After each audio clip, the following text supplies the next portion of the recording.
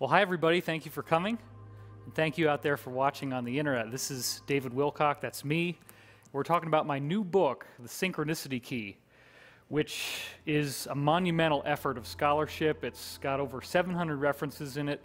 Actually, not quite 700, it's 680 something. But what we're dealing with here is a comprehensive examination of history and the idea that history is not random.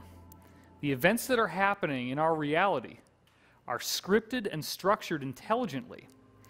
And this goes back to what I was discussing in my previous book. It's now available in paperback. The Source Field Investigations discussed the idea that we are in a living cosmos, that the universe itself is alive. And so when we think about a concept like that, it fundamentally changes the basic nature of what it means to be human, what it means to be alive. So being human is a galactic phenomenon, and I've been talking a lot about that on my new show on Gaiam TV called Wisdom Teachings. Half an hour a week. Every week we got a new episode coming out with all kinds of amazing content. The living universe is the idea that mind created the universe, that's all there is. And that mind has given us life as part of a greater ground state of being. In other words, life is not some random accident that happened only on Earth. Life is a phenomenon that is universal in nature.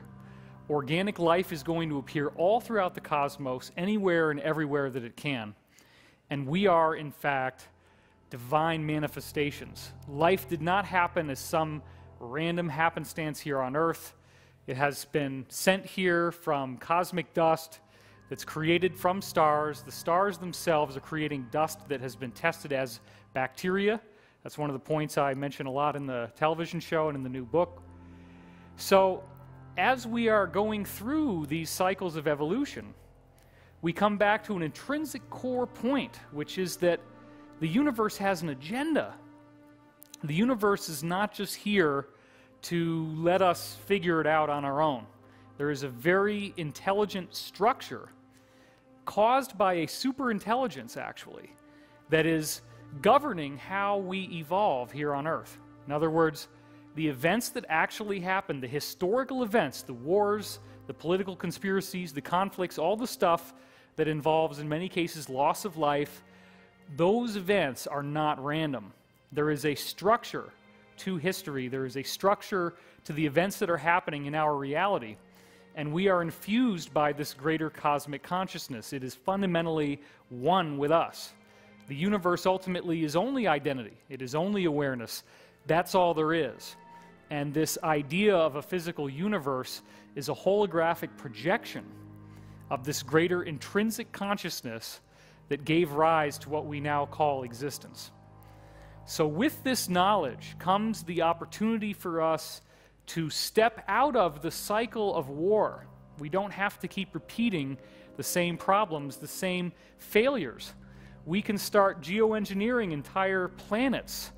Some of these moons that might be out there in our own solar system may actually be hollow on the inside and inhabited by other humans like us. That's one of the things that I've heard from insiders who have worked in very high levels of classification secrecy within the United States government and other governments. Why are we not hearing more about this? Why is there a UFO cover-up? Could it be that the potential of the human being is so vast, once our pineal gland is activated, that's one of the big secrets. There is a functional third eye inside your brain. We've talked about that in previous videos.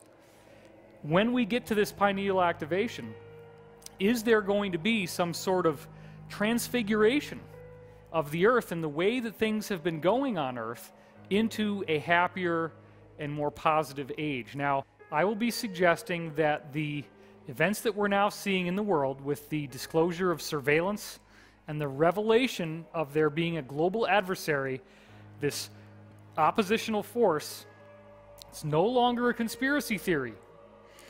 I mean, people who have been paying attention have known it wasn't a conspiracy theory for a long time. But now what's happening is you can't get away from this. Everybody knows, it's on all the newspaper headlines. This is a very serious development. It is a turning point, and the cycles of history tell us that. they tell us that there are points where empires collapse. There are points where tyranny falls apart. There are points where cover-ups are exposed.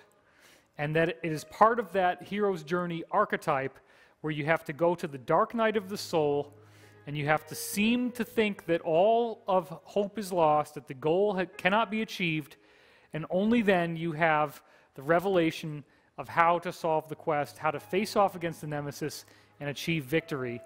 And we are now seeing that critical tipping point happening on a global level where people are really freaked out about this stuff, but there is a happy ending that's going to come out of the whole thing. Now, 9/11 was one of the biggest mysteries I wanted to solve. I said, if history is repeating itself, then is there a cycle comparison for 9/11? And I rewound the clock 539 years, and my God, 539 years ago, within 6 days, there is a corresponding war in Europe called the Battle of Swiecino that was the turning point in a much bigger conflict called the 13 Years' War. So this is how it works. This is the cycle science that's all based on this repeating blueprint. And I thought to myself, my gosh, this is such an original discovery. I'm so excited. I broke this through, or not. So then I go online and I start looking at things, and I start looking at Masonic symbols, and I realize, my God, they knew that there was a companion star that we're orbiting through that has geometry. Now, if this black sun, which ultimately is not negative, okay, I'm saying this is basic, loving cosmos, celestial mechanics, we're orbiting this geometry, it will change our DNA as we go through it, and it's governing these cycles of time. That energy is driving us through the ascension process, and they probably inherited this, my supposition is, from positive extraterrestrials, and it all got contorted out of control and became something negative it was never intended to be originally.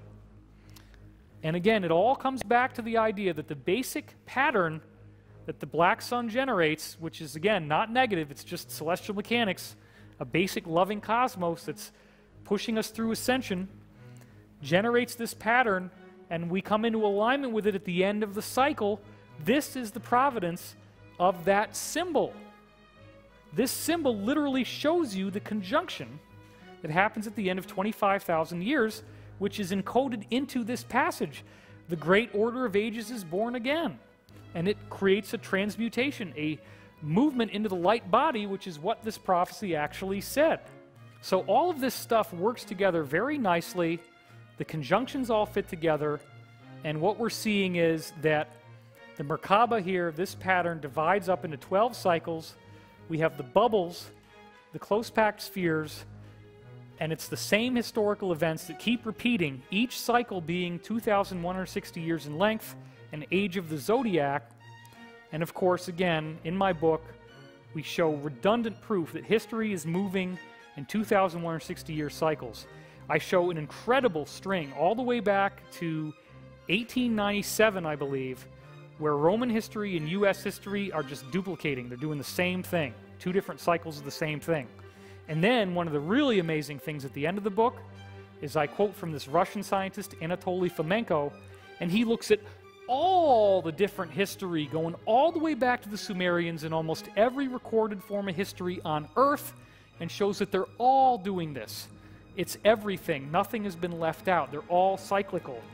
This cosmic energy is activating our DNA. It's transforming who we are as people. It's transforming what it means to be human. History is repeating in even cycles of time. And as it does, events keep repeating, guiding us through an intelligent blueprint of human evolution. We are seeing these events teaching us how to become more loving. The wars and atrocities do not need to keep repeating. They will be fulfilling this prophecy that we will ascend, that we will be transformed as we move through this energetic change in our solar system. It's all coming to a head right now in the year 2013, now that we're at the end of the Mayan calendar. All of these things are now being revealed to us.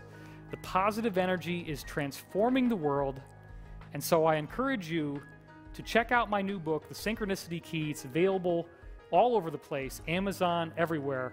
Thank you so much for watching. and have a good time. Thank you.